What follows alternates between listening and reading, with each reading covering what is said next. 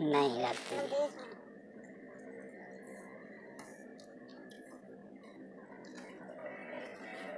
चल खा ला पट्ठे।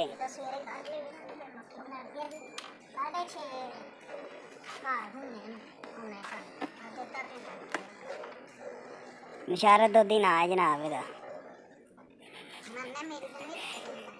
किन्ने पैसे कमाने ने भाईजान दुद्ध बेच के दसो सही की कमीशन है तुहाडी?